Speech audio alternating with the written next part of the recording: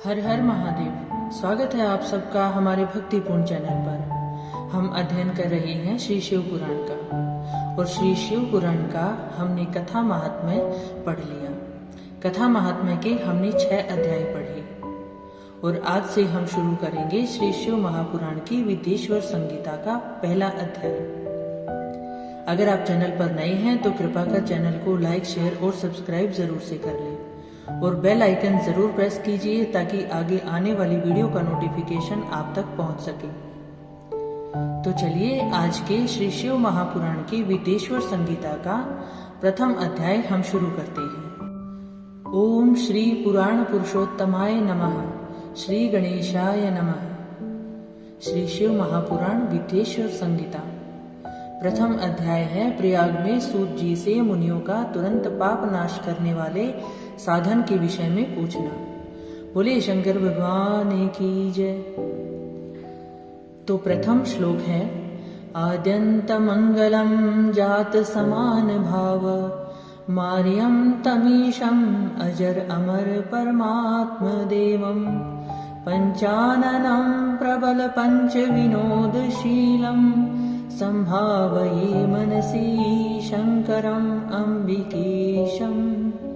बोले शंकर भगवान की जय।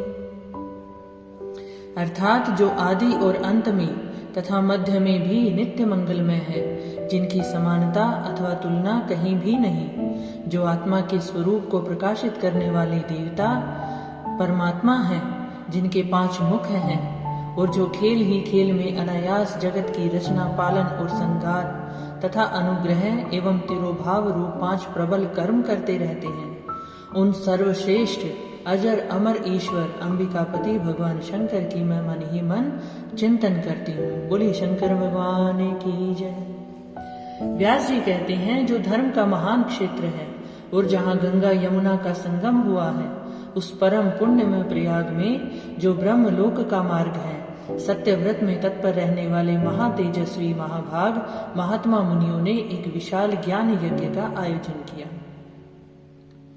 उस ज्ञान यज्ञ का समाचार सुनकर पौराणिक शिरोमणि व्यास शिष्य महामुनि सूत जी वहां मुनियों का दर्शन करने के लिए आए। सूत जी को आते देख सब मुनि उस समय हर्ष से खिल उठे, और अत्यंत प्रसन्न चित्त से उन्होंने उनका विधिवत स्वागत सत्कार किया। तत्पश्चात उन प्रसन्न महात्माओं ने उनकी विधिवत स्तुति करके विनय पूर्वक हाथ जोड़कर उनसे इस प्रकार कहा, हे सर्वज्ञ विद्वान रोमहर्षण जी, आपका भाग्य बड़ा भारी है। इसी से आपने व्यास जी के मुख से अपनी प्रसन्नता के लिए ही संपूर्ण पुराण विद्या प्राप्त की, इसलिए आप आश्चर्य स्वरूप कथाओं के भंडार हैं। ठीक उसी तरह जैसे रत्नाकर समुद्र में बड़े बड़े सारभूत रत्नों का आगार रहता है, रत्नों का खजाना रहता है। तीनों लोकों में भूत, वर्तमान, भविष्य तथा और भी जो कोई वस्तु है वो आपसे अज्ञात नहीं। आप सर्वज्ञ हैं। आप हमारे सौभाग्य से इस यज्ञ का दर्शन करने के लिए यहाँ पधार गए हैं, और इसी व्यास से हमारा कुछ कल्याण करने वाले हैं। क्योंकि आपका आगमन निरर्थक नहीं हो सकता, हमने पहले भी आपसे शुभ अशुभ तत्व का पूरा पूरा वर्णन सुना है, किंतु उससे तृप्ति नहीं होती। हमें उसे सुनने की बारंबार इच्छा होती है। हे उत्तम बुद्धि वाले सूत जी, इस समय हमें एक ही बात सुननी है। यदि आपका अनुग्रह हो तो गोपनीय होने पर भी आप उस विषय का वर्णन करें। घोर कलियुग आने पर मनुष्य पुण्य कर्म से दूर रहेंगे, दुराचार में फंस जाएंगे, और सबके सब सत्य भाषण से मुंह फेर लेंगे।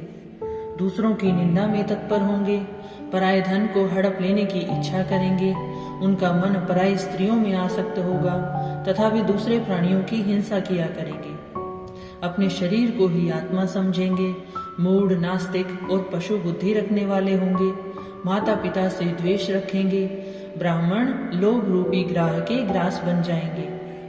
वेद बेचकर वो अपनी जीविका चलाएंगे, धन का उपार्जन करने के लिए ही विद्या का अभ्यास करेंगे, और मद से मोहित रहेंगे। अपनी जाति के कर्म छोड़ देंगे, प्राय दूसरों को ठगेंगे, तीनों काल की संध्या उपासना से दूर रहेंगे, और ब्रह्म ज्ञान से शून्य होंगे। समस्त क्षत्रिय भी स्वधर्म का त्याग करने वाले होंगे, कुसंगी, पापी और व्यभिचारी होंगे। उनमें शौर्य का अभाव होगा। वे कुत्सित चौर्य कर्म से जीविका चलाएंगे।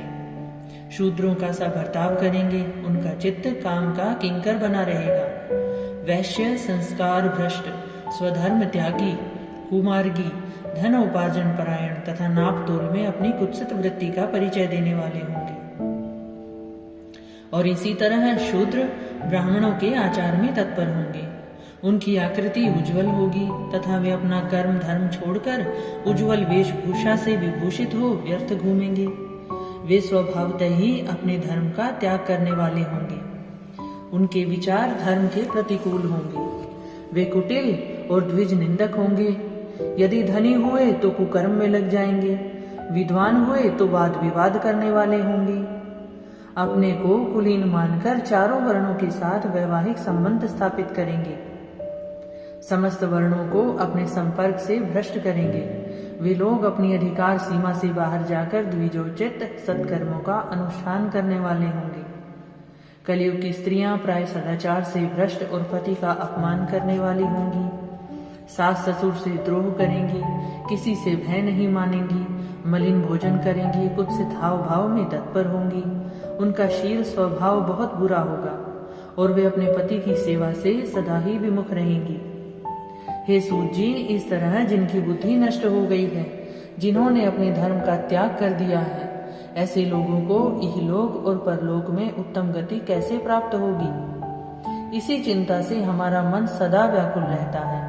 परोपकार के समान दूसरा कोई धर्म नहीं है। अतः जिस छोटे से उपाय से इन सब पापों का तत्काल नाश हो जाए, उसे इस समय कृपा पूर्वक बताइए, क्योंकि आप समस्त सिद्धांतों के ज्ञाता हैं, आप सर्वज्ञ हैं। व्यास जी कहते हैं, उन भावित आत्मा मुनियों की बात सुनकर सूत जी मन ही मन भगवान शंकर का स्मरण करके उनसे इस प्रकार बोले।